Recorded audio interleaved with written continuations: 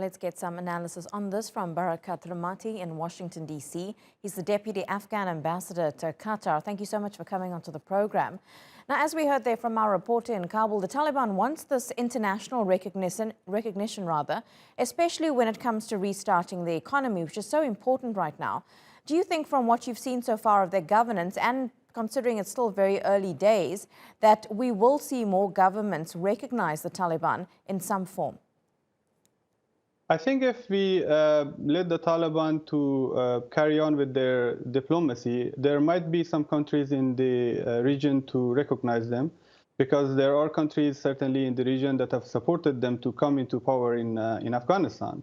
And those countries are currently working with the Taliban and helping them in their diplomacy just to get more international recognition. And I think Taliban are yearning for that international recognition, especially because they are also in need of economic assistance for being able to govern Afghanistan. Yeah, the international aid, money to restart the economy, that's all desperately needed. The UN has been warning of a humanitarian disaster, though, in Afghanistan. Do you think the Taliban will be able to equally distribute the aid among those who need it most? I don't think if the UN and international community, the donors who pledged about $1 billion to Afghanistan, will channel their support through the Taliban government. It's obvious that the Taliban so far have not respected any commitment with regards to the human rights and violence that they have committed. They basically have overthrown their own commitment with the United States and any other commitment that they made with the Afghan government, with the Afghan negotiation team in Doha. So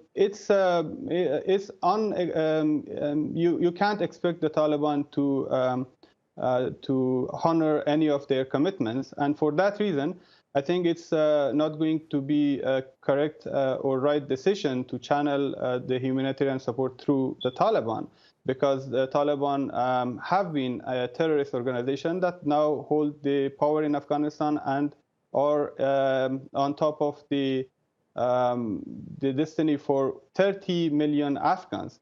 But I think if 1 billion international support, international humanitarian support to Afghanistan is channeled through NGOs, there shouldn't be any problem.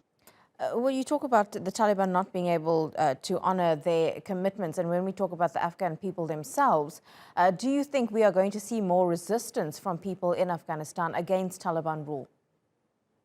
Look, the UN report that we just talked about says that more than 93% of the Afghans are unsure of their next meal. 1 out of 3 of Afghans are facing absolute hunger. We are in the midst of a pandemic, a very severe drought in Afghanistan, and at least 20 years of war continued since 2001 that the Taliban were overthrown from Afghanistan, have contributed to a very fragile economy that is now in absolute freefall after the fall of the previous government. So now the Taliban does not have the economic capability or capacity to govern Afghanistan.